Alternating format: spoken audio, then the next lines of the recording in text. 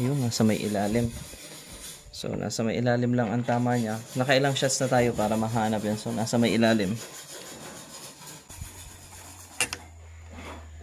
Check ulit. Second shot. Medyo kaliwa pala. Pero dikit ang tama, oh. Sabihin, accurate naman siguro.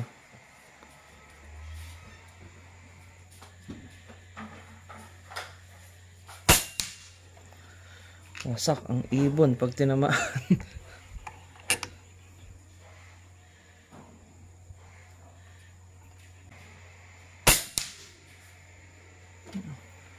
May part na tagilid ang sipad natin.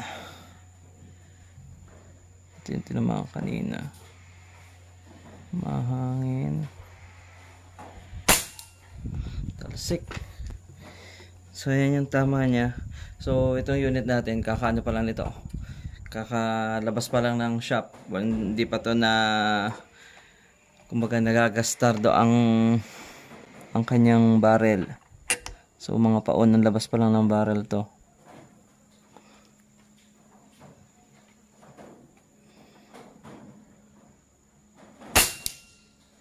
Butas.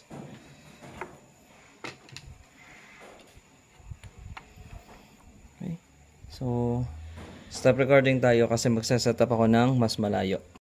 So ito yung distance natin na susubukang tirahin gamit itong PCP natin na available.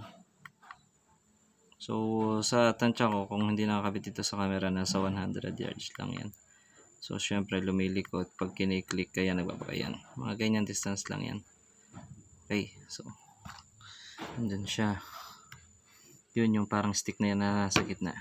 So subukan natin barahin yan gamit ang unit na to. Ito as of November 4, 2023, available pa yan. Try natin. Ayan, so subukan natin siya sa ganung distance. Ayan yung unit natin. So dito naman, nakapag-set na naman ako dito. Yun nga lang, wala pa yung talagang initial.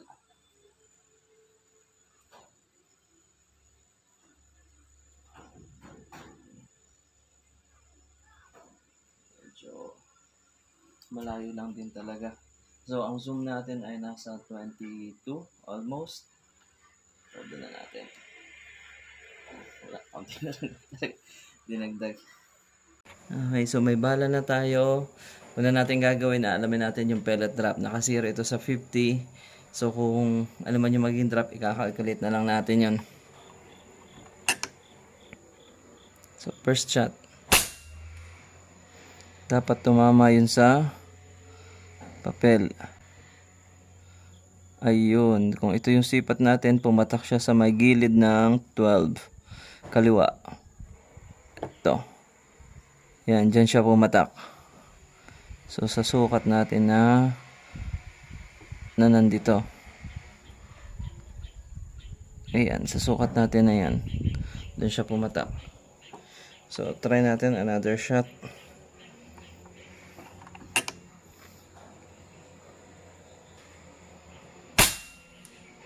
Magkatabi sila pero this time nasa may 12, 16, nasa may 14. So malaki lang ang konti ang kanyang gap.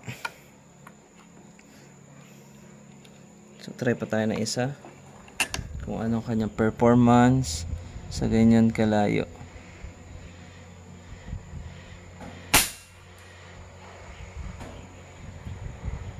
Hindi kita yung pangatlo.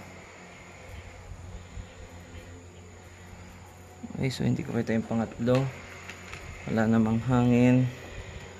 Try lang natin ang try para makita natin yung group. Ayun, nasa may kanto na lang ng 12. Yung isa pala na may nasa may kabila. Ayun, ito pala yung isa. So pumapatak na siya ay nasa may 12 lang. Yung kanina siguro yung nauna dahil may kaunting hangin pa kaliwa. So check natin kung kaya natin patamaan yung ating bakal sa holdover natin na 12.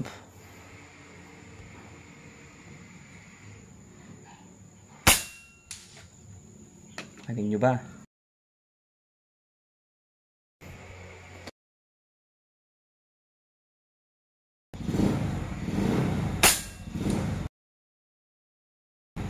So, dalawa tayo.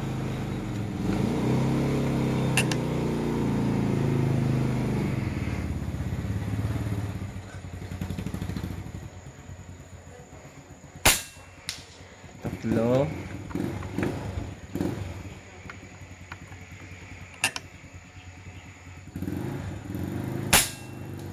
Ayan, supply yung pang-apat.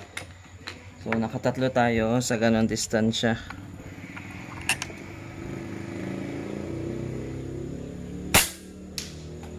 Apat. 4/5.